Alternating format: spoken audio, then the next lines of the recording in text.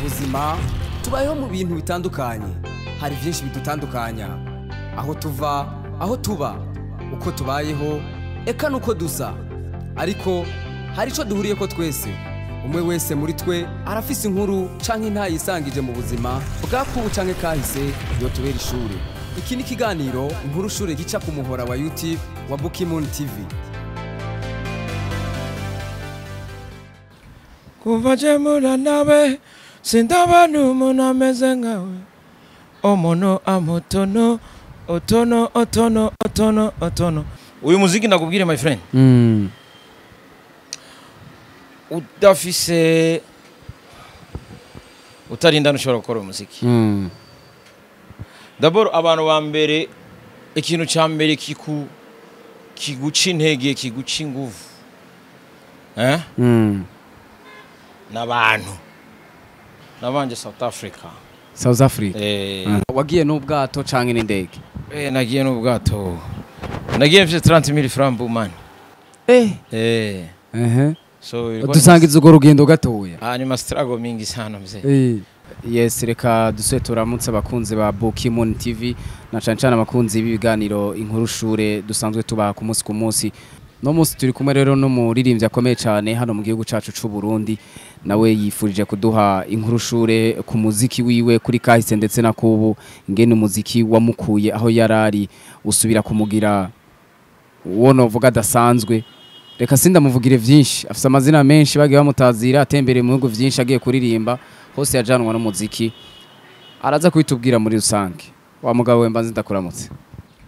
Kuva jemura nawe sindaba n'umuntu ameze nkawe, omono amotono otono. Yo ndabaramukije bro.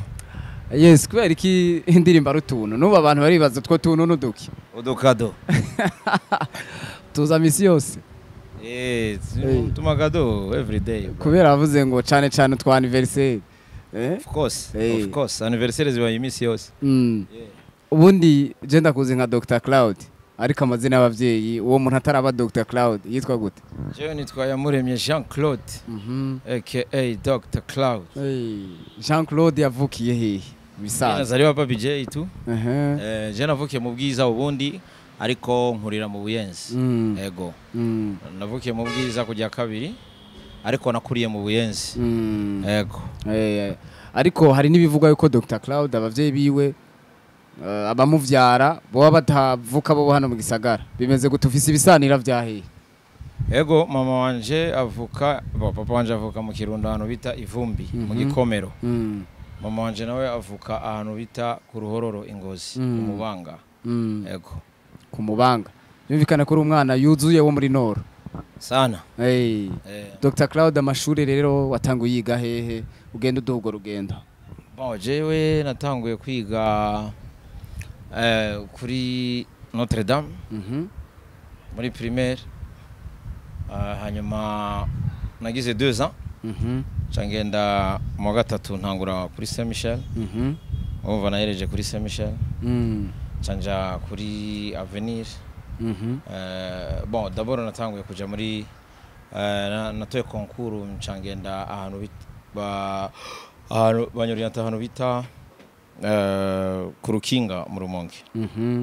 Ego ariko ncangaruka ngaha camereza ngaho kuri Avenir. Ubwo rero ncangenda hanze, ibindi nayo bandanije hanze. Dr hano wari wize mu ihe section nyene nilisoma. Mimi nilikuwa nisoma lettre kawaida. Dr arumva ko yize lettre. Hanyuma rero mbere yuko uza kwitwa Dr Cloud n'umuziki, ubundi wari usanzwe umenyerewe mu biki? Hari igihe umwana usanga ari mu vy'umupira, hari n'ivy'umuziki, hariho gutamba na vya bindi vya acrobacy. Dr aramenyerewe mu biki mu bwana bwiwe? Bo je nakunda football, nkakunda no kuririmba. Nakunda football, nkaca nkunda no kuririmba. Yego. Hanyuma rero ivy'umupira waje kubiheba gute?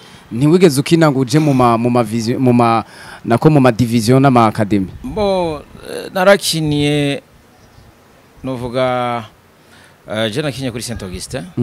Hariyo comment dire, hariho federation hari iwacu nyene Yeah. Buyenzi yego niho nakinye ariko sinashoboye kuja mu division ariko novuga yuko no banakinye 3e division nivyo novuga bo hanyuma rero ncanja muri muziki songiye muri muziki kirantwara wakina kuyihe poste nimba uvyibuka abo jewe ubundi je nari mu defenseur kandi nkakina no hagati yego nkakina kuri 5 nkakina no kuri 8 yego hose urumva wakina Dr rero uravuga ati by'umupira mbona bitariko biraza neza reka nigire aho bidasaba equipe nkora ku giti canje jenyene umuziki wawujemo gute ba umuziki ubundi je nawutanguye turi babiri nawutanguye na my brother Nziza Desire so twagize group twatanguye group turi babiri hanyuma duca tugira abandi baca baraza babiri hari witwa Medipack n'uwundi yitwa DJ Show so bose bari abantu nyene bahaji iwacu nyene mu Buyenzi barabajama nyene tungana dukinana ico gihe mwari mu myaka ingana gute haciye imyaka myinshi hari oyi imyaka mwari mufise ico gihe twari dufise 14 ans 14 ans 15 ans 14 ku buryo wimvira umuziki ukimvira no gukora group yego yego ifo kwironderera man bo jewe twe twabuze papa tukira abana so twabayeho twironderera yego so misi yose twaguma twiyumvira kwironderera hanyuma rero group yanyu yitwa gute group yacu yitwa Buja Boys yitwa Buja Boys hanyuma muri 2000 twarabandanije group gushika muri 2000 muri 99 so 99 rero duca tura separa ariko twaciye tugenda twaronse concert mu Rwanda muri 99 Oma twara abapeti iyo concert twaronse yari ya bavyita échange culturel ya centre culturel français niyo ya turungi Rwanda kuri kugira concert kuri centre culturel français mu Rwanda so kuva ico gihe turagenda tugira concert abantu baravyitabira surtout abantu bavuye mu Burundi benshi nibo bari batuzi hanyuma duca tuva ngaho twejeje concert abandi baca baragaruka jewe cyambandanya Nairobi je sinasubiye ino kandi naciye mbandanya Nairobi kujanye ne kurondera ubuzima bwa muziki kubera niho nabona yuko hariho umuziki uteye imbere voilà muncamake umuziki uteye imbere so chandagenda Nairobi nshitse Nairobi nashikiye kwa Kidumu ariko wari wagiye mwavuganye oya sinagiye twavuganye en fait we warugiye uvuga ati ngiye Nairobi ugiye kurabana strago kutafuta muziki kufanya kazi ya muziki urumva so hanyuma rero ngiye umunsi wa mbere narashitse shikira ahantu ku mugenzi umwe umugenzi rero nca namubaza yuko yoba muziki Kidumu arambira ko muziki Kidumu tugenda ku murabejo basi Kidumu carambira ngo yimukira hajya sonda bimushimira yarakoze cyane hanyuma rero nuhuye duca dutangura indirimbo ndibuka n'indirimbo twakoze yitwa Doctor iyo ni indirimbo ya mbere nakoreye Nairobi twayikoranye na Kidumu hanyuma Kidumu ni nawe ya ndihiye iyo ndirimbo duca turaririmbana nawe nivyo ndabimushimira canangura rero so iyo ndirimbo imwe ariko entretemps nakora handi hantu mu karaoke hari abantu nyene b'abakongomani tiba najichanganya tu na mimi naimba ushafahamu so chanson indirimbo rero ya kabiri indirimbo yitwa Penzi sinzi ko yize Mpenzi twaririmbanye n'abandi bahungu babiri b'abarundi baba Nairobi bahari iwacu nyine mu Buyenzi nko kuri 11 numero 51. Umwe yitwa Omari uwundi yitwa Alizimbo baravukana.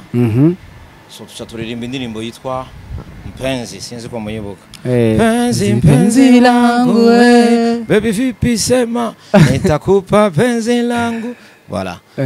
So iyo ndirimbo aho niho natanguye kumenyekana gatonya kubera mu Giswahili nani mu Giswahili hajya.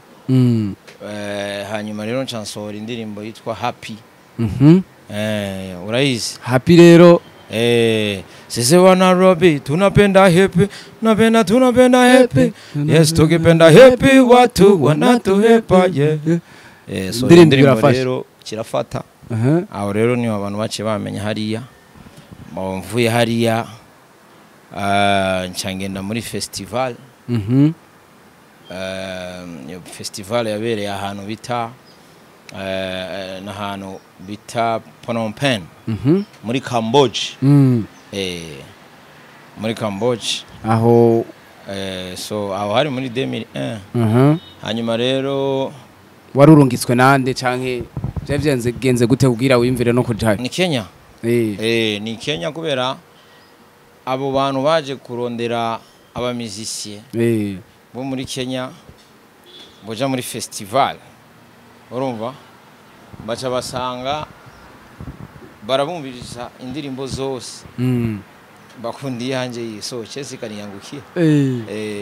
So bakunzi yanje cyangenda uko so ndagenda nshitse hariya muri Cambodia cangira ama concert hajya. Ngize concert festival ibintu biragenda neza.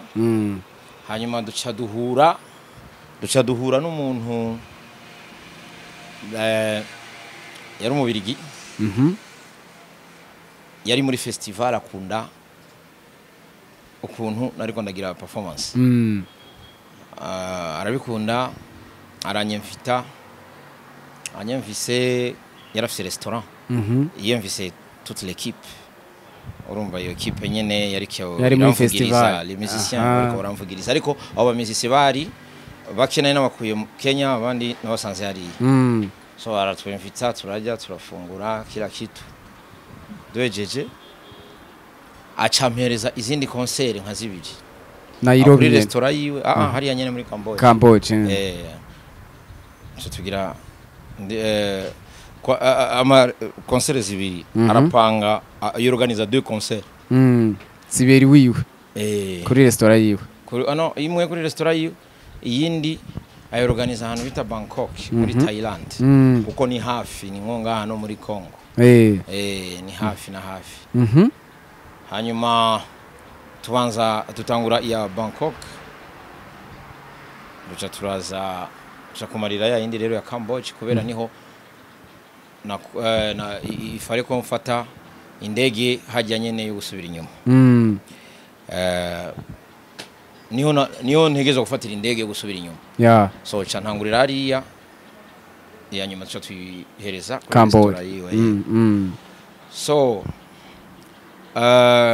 kwanza aho hantu ni hari na mbabarira aho hantu ni hari Phnom Penh. Hari ahantu bita Siem Reap. Siem Reap ni nka deuxième capitale ya Cambodia. Urumva na hantu hari ama temple sinzi ko temples. So niho hari ahantu hari abaturiste benshi tubare choses comme ça. Hanyuma rero tupanga concert hajya tugarutse kugira ya concert ya Siem Reap muri Cambodia. Niho yacha aronka iyindi deal hariya nyene Phnom Penh. Abazungu bandi babirigi bavuze ati zani orchestre ikubitire hari ya concert sasa ya Siem Reap tuba turayagaritse tuba tugiye kwanza kuri ya Phnom Penh rero muri capital muri Cambodia nyene muri capital aho rero muri Phnom Penh. So turagira concert tujeje concert nyene niho naciye mpura n'umudamu wanje hajya en fait umudamu wanje namukuye hari murafatanye niho namukuye sija mtoa hapa karibu mtoa kule yarakugoye kule mbele sana so aho rero duhejeje concert ngaho cangenda après 2 jours tugira rero ya concert ya non semaine prochaine tugira concert yari yasemuri yapu ya nyuma so duhejeje ijya candasubira inyuma so nsubira inyuma rero entre temps ngaho rero niyo twamenyanye n'umugore wanje so tuca tubandanya uko na fili on the story vuye aho Nairobi ariko avant ngaho ni kubera nyene ntatanguye vyose ariko avant nabanje South Africa wagiye n'ubwato canke n'indege nagiye n'ubwato nagiye mfite 30,000 francs man so dusangiza ugo rugendo gatoya ni mastrago mingi sana mzee bona vuye kuri poro nja muri Polungu shikira ahantu bita Polungu muri Zambia hanyuma muri Zambia nca tugenda Lusaka nca ntangura kumwa kubera narinzi wageze Lusaka so narinzi kumwa urabona twe twiga kumwa tukira abapeti so narinzi kumwa nkaza ndamwa hariya wamwira ngaho umuntu hariya ico gihe amakwaca ntiyarafise valeur cyane wasanga umuntu umutuma umwera 2000 kwaca Dr. arabandanya South Africa ariko warufise umuntu yagutumye ko canke warugiye kubahatisha na strago bana ngiye kurondera ubuzima ugiye kurondera ubuzima umuntu aba yagutumye oya bon ndibuka nja kurondera studio South Africa ndibuka hari aba type babiri na twara abagenzi nyene twabana hafi ahantu bita Soweto so ndababaza ibintu vya studio nibiki barambwira natwe turaririmba ariko nta moyen tout ça tu vois so ndabacha banyereka studio ahiri ndagenda sanga aba producteur babiri bicaye ngaho umwe ndamwibuka yitwa Mike ndabaramutsa sawa ni sawa murakomeye aje n'umuririmbyi nje kuririmba je nshaka kuririmba ariko nta moyen mfise yo gusohora indirimbo barantwenga sana bari nicheka sana tumunaja mu muziki gutakenya baranda bacha baramira ati ruwaye nikamwambia bana mimi mimi natokea BJ uvuze ngo urazi kuririmba ririmba kwanza bakanimbisha abantu akapela za tari ndaririmba ngaho urumva je narondera studio bangire production South Africa hanyuma après barambwira man ntibishoboka kabisa ifo yo kurondera amahera ico gihe ndibuka bansaba $150 ndabwira cyane amafaranga nayo noronka kabisa ndi mu strago tu nukumwa sinakundi bo uyo ikintu nibukira iyo nuzenya nigeze kugenda après muri 2008 naragiye muri festival South Africa Joburg cha muri yo festival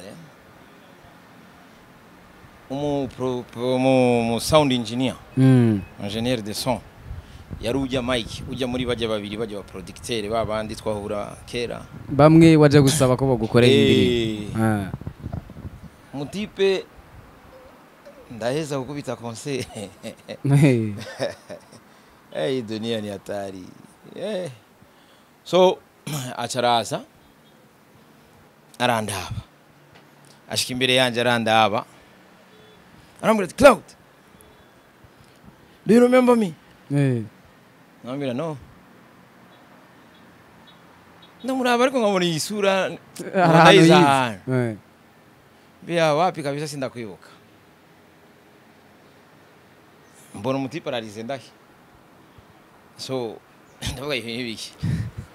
Arambwira ati je no nyibuka nini sindakwibuka kabisa. Arambwira ni je wa mu producteur igihe waza muri 94 kudusaba indirimbo tugukorera indirimbo turakwirukana kubera tamera ufise muri studio ngo iyo namenya nari kugira na album kweli uyu niwe ukoze bijya bintu hajya mbonye ambira kumbe niwe man salama ni poa basi tukuma turabajama twandikiranira telefonana bon nico ndavyibukira ko ariko mu nyuma ntiyavuye ngo agukorere umuziki numwe bon mu nyuma ntitwasubiye guhura atari muri rya festival muri 2008 nyene ariko twagumye turi en communication ariko après communication kiratakara turaburana bon urumva na jewe naguma ngenda isi yose bitende so tuca turageria tuca turaburana mais imana bishatse peut-être nshobora hari umwe tumaze guhura twahuriye Nairobi ariko we ntitwakoranye ico gihe kandi none umustar azwi cyane twahuriye muri Coke Studio Coke Studio nari muri Coke Studio mfasha umugenzi wanje w'umunyakenya yitwa Jagwa so niho twahuriye Nairobi uyo wewe arazwi cyane yitwa DJ bega ko namwibagize Mapurisa yitwa DJ Mapurisa so Mapurisa yarambwiye yuko bazinanye na Mike so ndibaza yuko muri Misiri imbere nshobora kugenda South Africa gukora album album ifise indirimbo 5 yes yes nuko n'urugendo rudasanzwe urumva ko wagiye uracamwe ibintu abiri ariko Dr umuntu aribaza kugira ngo ako ka DR cyangwa ka Dr kaje ko vyahiriye nyiri umwana nahora bagenzi banje bakunda kuza kundaba kumitana tuje gukina umupira ariko bagasanga ndiko nandika umuziki so bagacha banchokoza bakambwira ati we unajifanya doctor wa muziki doctor byavuye ngaho ubundi Dr nabari kuyiseti wigira umuganga w'umuziki so iryo zina ryavuye ngaho birate bari yagukuza tugiranirize kiriya gihe abaririmbyi bari bahari muri Buja Boys abandi mwibuka bari bahari ico gihe musa nuko mari mu myaka imwe bari bande ariyo ni Gasul ico gihe zari zibiri ariyo ni Gasul harimo bande ni Gasul harimo batatu harimo Fizo harimo na SMG harimo na n'uwitwa Dog umuhisi yaritavye Imana iwabo bari kuri 14 numero 1 umuhungu wa Muda Hussein yakora kuri radio kera yavuga amakuru mu Giswahili so SMG nawe ari mu Rwanda ico gihe wabona umuziki umeze gute kuko no munsi turabona abaririmbyi bahari ni benshi harimo n'ivyo bintu byo tubifu niki vyari bimeze gute ku bwanyi ico gihe bon hajya je nibaza yuko atabintu by'amabifu cyane byariho bon nyene kubera abantu ari abana petite ari utuntu duto ndashobora kumvikana ko urabona abana kenshi usanga umwe wese ashaka ama success umuntu ashaka surtout nko kuvuga ngo dutangure abandi ngo baze mu nyuma byaboneka yuko twe tutabizi twandisha comme ça so ariko hari ama group abiri gusa hari ama group abiri hariyo twebwe Buja Boys na Nigasul so abo nibo bari mu ma competition ariko nta bintu birebire ngo vy'amabifu byari bihari vraiment twava mu ma concert tukajana gusangira tiwa tukanadara mu kanya bana muri yacaraje tiwa ibintu nk'ivi mu biryoherewe c'était bien si nk'ibi vy'ubu usanga ibintu by'amabifu beef sasa unafanya beef ya nini hela yenyewe hakuna hela yenyewe kwa muziki hapa kwetu hamna hela muziki sana hivyo so hata pesa ikikua nawa mahera yoba ariho kameme ibintu by'amabifi ni nuguta umwanya yes Dr usa nuko ufise style yawe usa nuko wisangije sinovuga ngo usa ufise style wisangije yego ubundi wiyumvire gute vuga ati jiwe nka Dr ntegerezwa kuguma muri uwo murongo wanje kuko ahandi urabona ko bamwe basa nuko bagenda barigana ivyabana bariye Dr rero kugira utore identité y'umuziki wawe duhe uko sasa bro jerega ni dusa na wewe man jewe ndisa nawe urisa urumva n'ibintu dukora bitegezwa kuba different unaelewa so kwigana umuntu uwo ari we wese ashatse yokora style yiwe yokora nkawe apana gukora nk'undi muntu apana kwigana sasa wowe urigana aba Nigeria uri kurateza imbere aba Nigeria urigana aba Tanzania uri guteza imbere aba Tanzania basi igana abarundi uteza imbere iwanyu uteza imbere igihugu cyanyu yes so je ndafise style yanje kuva nkitangura musique je ndafise style yanje vraiment bon identité yes so ikibazo wari wambajije ngo ingene we watoye identité yawe y'umuziki vyaraje ko nyene ariko nararavye nsanga kubera je kera nagira ibintu vya kera natanguye ngira ibintu vya dancehall music urumva narongira ibintu vya dancehall ariko nsanga dancehall nayo irafise banyene navuga ni kandi nabigira neza kandi byaramaye n'amazina kama Nairobi byaramaye n'amazina ariko nasanze ndiko na promoting abandi bantu culture ya handi usanga culture muhira wata yakuna so you have to create your own nani culture yes culture ama comment dire style yawe ukakrea style yawe yes hanyuma watubwiye ko mwatanguranye na Buja Boys kandi harimo na grand frère wawe mugabo tuza kugeraho tubona umwe wese yikorana Nziza Desire ari ukwiwe Dr Cloud ari ukwiwe vyagenze gute kubera iki Buja Boys tagumye hamwe n'ubu ntitubona nibikorwa mu niyumvire mvuga ati reka twibuke Buja Boys habaye iki ni maisha so ivyo byatanguye igihe twari mu Rwanda jewe ucuja Nairobi canja Nairobi aho niho umwe wese yaciye atangura gukora ivyiwe umwe wese yaciye atangura gukora ivyiwe aho so ariko jewe sanga kwari vyiza kubera nibikorwa bica biba vyinshi wowe ukagira ivyawe n'ujya akagira ivyiwe mugasanga biriko biramarsha biriko bigenda kure cyane kurusha uko twari kuba babiri so kandi jewe nasanze yuko biha n'umuntu kwiyumvira cyane gukora cyane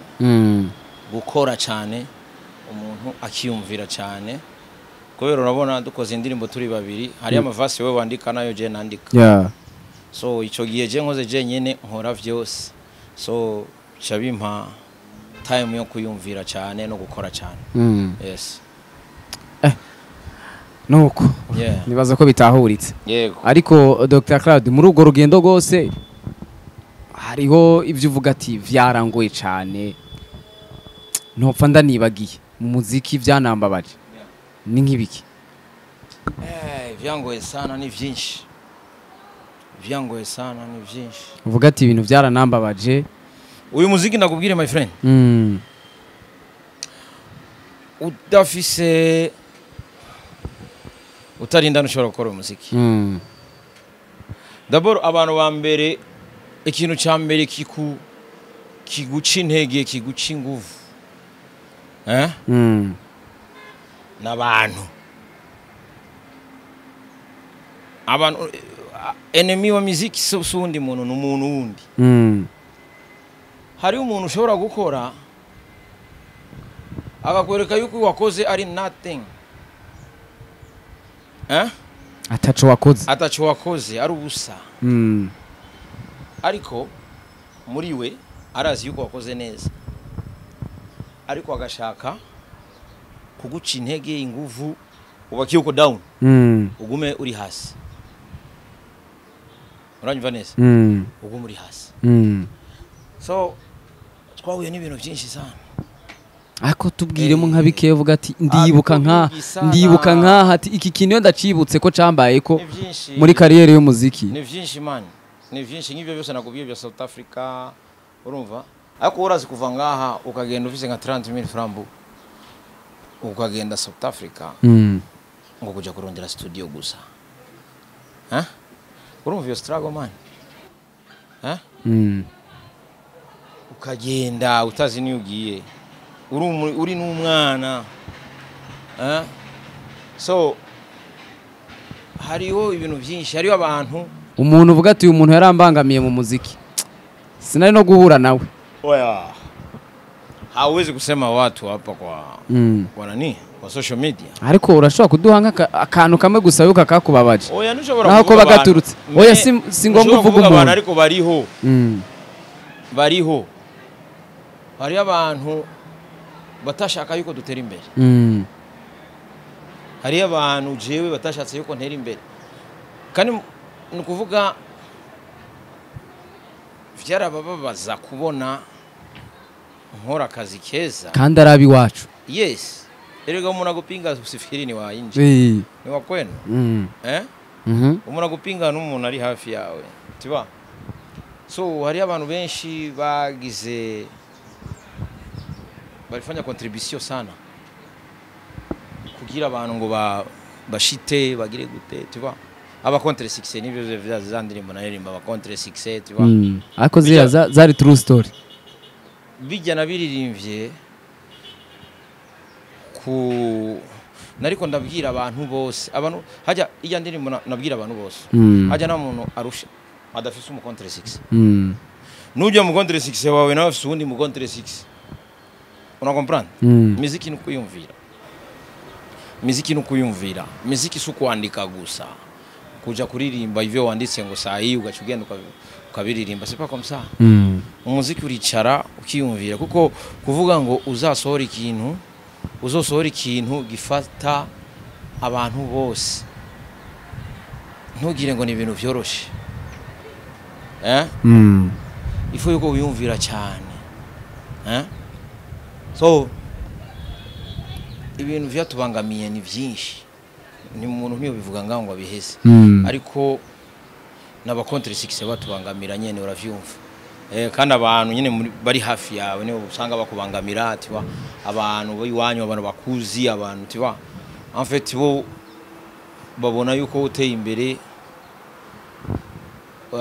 banasikia vibaya umva nabi kandi ugasanga muri kujya nyene gutera imbere kwawe uri kurabafasha nabo me unakutana njoo hivyo tena no ivyo twebwe turavyibagiwe nta nagaciro tubiha kubera ndabihaye agaciro sinokora ivyo ndiko ndakora abo bantu bativuje gutera imbere nashaka ugira akajambo kamubambwirira asini ba contre succès tu akan oya nka message ho bamera man let me tell you something I don't come to bore. I come to conquer. That's why people call me conqueror. You understand? Niyo mpamvu bakwita kankara. Yeah man. So jewe sinumviriza abantu. Je ndiko ndakora uko mind yanje mbwira. I come to conquer. I don't come to bore. I come to conquer. That's why they call me conqueror. Yeah man. Ariko you understand? Hari n'amakuru mvise yuko you don't know. Yeah. Hari n'amakuru mvise yuko Dr. Cloud ubundi akomoka ngo kuri Ntare. Je ndumusukuruza wa Ntare Rushatsi my friend. Je ndumugano Mutare man. Wewe unioni. Unaona kama mimi king. Kankara. Muzukuruza wa Ntare. Kankara mwenyewe. Yeah man. Yeah. Doctor. Tugereranize rero muziki wa kiriya gihe. Ngene mwakundana tabifu mwabibonamwo ugereranye n'uno munsi. No munsi nivyo hariho nivyo bafasha gutera imbere gusumba ariko ugasanga still muracari muri vya bindi vy'amabifu tugeraniza subiramo neza to shaka utugeraniza umuziki wa biriya bihe za 90 kugera za 2005 no kuva 2005 kugera no munsi utugeranirize la différence eh be différence iriho kubera différence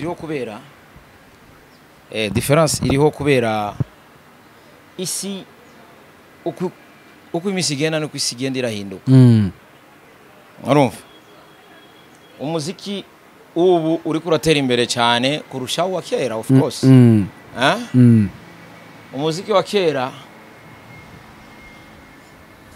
nta nuzanya bari bafise nta bintu vy'ama internet bari bafise nta ma YouTube bari bafise kugira ngo indirimbo izoshike iburaya ivuye ngaha ifu yuko umuntu ava ngaha agatwara CD ayishikane iburaya acagira amakopi yagurishiriza abarundi bari hariye tu comprends ariko uyu munsi ushira kuri YouTube gusa mu segonda umuntu aba yayironse so umuziki uratera imbere kandi ugasanga abamizisiye bubu bararonka kantu abamizisiye bubu bararonka ariko kubera iki kiriya gihe ari naho mutanaronka nakantu ugasanga niho mukundana ariko no munsi ako kantu kanaboneka niho hari urwango none Imana siyo yaremye abantu siyo yaremye abantu okay tuvuge basi ko ari we Yesu ari Imana niyo yaremye abantu abishe Yesu ni bande n'abantu sasa bavuye iki sinsoma cyane ibitabo by'eranda bari kufalare bana bafuye amahera none Yesu ni bamugurishije ni bamutanze kuri cash so nico nashaze kukubwira ni nashaze kukubwira ngo amafaranga nyimba baragurishije Imana abantu Imana yaremye none abamisisiye gupfa amahera urumva hari amahera batawubana tu ubundi bapfa nta kindi bapfa amahera ikibazo gishingiye ku mafaranga ni cash ni cash kama hakuna lare nacho mupfa hari amafaranga njo komba zinanze doctor wikuyemo wikuyemo bati doctor nije ntango ubushimwe no munsi guhera kiriya gihe mubo mwatanguranye uriya muziki niwo twakwita yuko ari muziki wa modern waje kuko twari dusanzwe tumenyereye abandi baririmbyi bataririmba nk'ibiharo no munsi novuga kuri muri ico kiragano gishasha mwagiye murazanana none umunsi urababona abo musumvye imyaka abo munganya mukiri muririmbana niwe muri bivuga ati je ko bwanje uyu ntarimwo nije ntanga ubushimwe atuye yarakoze kabisa niwe no hagashimwe je nohereza Natasha la bamba la namba kubera iki Natasha unaniuliza na kuambia benye mimi naona dusigurira impamvu ariko niwe ariko arakora cyane kandi yarakoze sana uravye ukuntu yatanguye nahanageze yabishizemo ingufu nyinshi cyane yarakoze yarakora abantu bavuga amajambo n'abatu bahuko kwetu inakuwa ni mapalalatu so bavuga ibyo bavuga ariko ubu aho ragenda kazana ubushimwe bicaye hajya abaneka pale town mu bagabo ndio wagashimwe unaangalia kumabia kunaongea mtu yuko zake mbele huko unamwongelea nini hamko sawa boje wewe mchama ke jono Natasha la bamba mu bagabo ninde wo wagashimwe mu bagabo boje no hakidumu Dr tubwire rero ingene ufata umwanya ukandika indirimbo zawe kuko indirimbo zawe benshi bavuga ko zitaniganwa naho uraragira gute cyane amatitire uziha utuntu jugumira ndiko ndavuga izavuba korokerako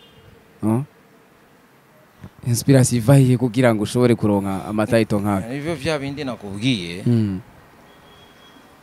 ifo kwandika indirimbo no kwiyumvira bo je nibaza cyane ku buzima bw'abantu ukuntu abantu babayeho sivyo kandi nkunda kuririmba ibintu vyariho kera muri society bikiriho kandi bizobaho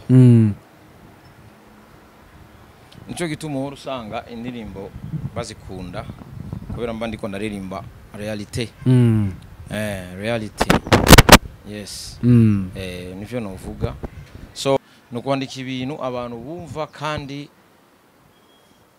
batahura neza yes ya Dr nibaza tugenda tunasozera kino kiganiro cacu umuririmbyi kugira aje kuri stage ashobore kunezeza public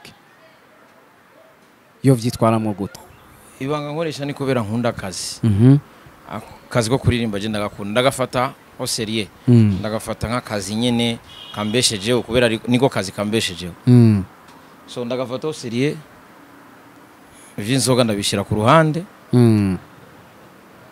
nkaza ndi serious nkaza nkakora ivyo bindi vyo ambiance ndabikora mejeje akazi yes nivyo novuga ya yego tugerananiza abantu babiri bagira gute hano hari abantu babiri bavugwa mu itangazamakuru cyane ko umwe yitwa King wa Abuja Flavor uwundi ati nije ndabatwaye muri make iwawe Sadbina Fariaz ninde muntu uvuga ati kawaiduyu jewe niwe nshira imbere bitewe n'ingene mwe mwivuga we kwaganuna na chezo ma stories genda ubabaze je urambaza nkandi nk'umuririmbyi nawe abazi we niulize muziki yangu wacha kuniuliza watu wengine unaniuliza watu wengine kivipi chaka wewe niulize story yangu nk'abantu mwabanye mu muziki niuliza stories za watu wengine bana je nuzosubire kuza umbaze ngo ibintu by'abandi ba musicien urumva neza nuzosubire kumbaza ibintu by'abandi ba musicien jewe ndaba ivyanje je ndaba ivyanje none nkaho usuri kuramira duhuriye he bije muri muziki yanje nk'umurigende uvuga ati nkwiye kujamwo hano ngira ikintu manuye kuko hari n'amajambo ubona babwira natariyo ivyo bajijuwe kule sasa mimi unaniletea zo story ariko genda ubanure nk'umurigende baravuga ati mwa bantu mwe bigende guca kugira ngo umuziki ndundi nabo bandanye utera imbere udaciye mw'ivyo kuko wanatubwiye ati nizo beef nta nico zimaze kuko nta n'amafaranga ziriko zirabinjiriza je nakubwiye ntumbaze ibintu by'abantu wewe mbazi vyanje acha kuniuliza stories za watu wengine wewe genda ubabaze bo hapana kumbaza ivyabo jewe good dusozera muri no misa abafana bitegiki kuko bakumenyereye ko ibintu bikaze mimi nafanya kazi je sindi mu bintu nk'ivyo uri kuravuga sindi muri ivyo jewe ndiko ndakora abafana niho basangiza ukanu muri no misi ubugira ubahe muri iyi misi bazokumva ibindi bintu bishasha kandi vyiza yes mari n'amakuru avuga yuko hariho agakorabo muri no misi ngo kashobora kuboneka nivyo ego bon ziriho ariko je ubundi je singunda gukorana n'abantu je ngunda gukora ivyanje me hariho indirimbo imwe izosoka muri iyi misi twakoranye na DJ Philbite ego yasohoka nko muri 3-4 jours canke une semaine wari watubwiye yuko mu gikirere cogenda neza na South Africa osimbirayo ego naho ni azoba ari gwawe gusa ni binyene vya corona vyagize ariko hari ama concert yo hanze umuntu yarafise so ni kubera nyene vya ima corona imengizana ariko ibindi tuzobamenyesha après ya duha kantu kuri iyo ya Philbite gatoya oya iyo izoza muzoyumva ntidushobora kugira ikintu gatoya bahonje ikintu kitaraza namakosa kugisohora yego no munsi rero umuntu ashaka Dr Cloud kumukoresha muri concert mbona uri no mu bantu bakora cyane kandi abafana bakaryoherwa Dr ari ku biciro bimeze gute ari ku kabeyi kameze gute ubu si ibintu byo kuvuga kuri televiziyo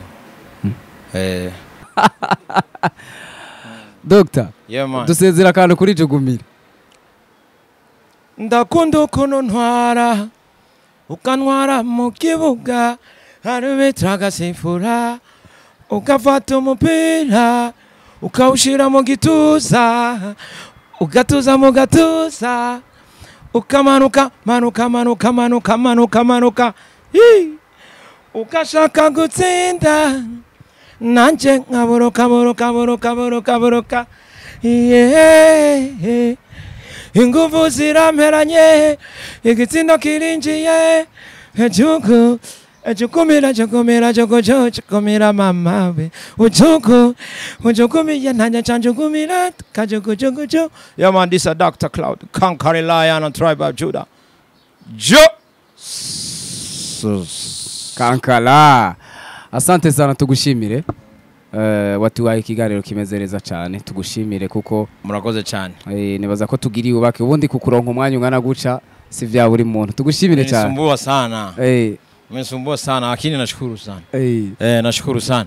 Tubwirira akajambo kamaba. Yo. Abafana watching Pokemon TV. Yeah man, this is Dr. Cloud original, the conquering lion and tribe of Judah. Selassie, bless one another equally, justice amongst tell man every day. Jah Rastafari, conquering lion. Ubuzima tubayeho mu bintu bitandukanye, hari byinshi bidutandukanya, aho tuva, aho tuba, uko tubayeho, eka nuko dusa, ariko hari ico duhuriye ko twese. Umwe wese muri twe arafise inkuru canke ntayisangije mu buzima bwakubu canke kahise yo tubera ishure. Iki ni kiganiro inkuru shure gica ku muhora wa YouTube wa Pokemon TV.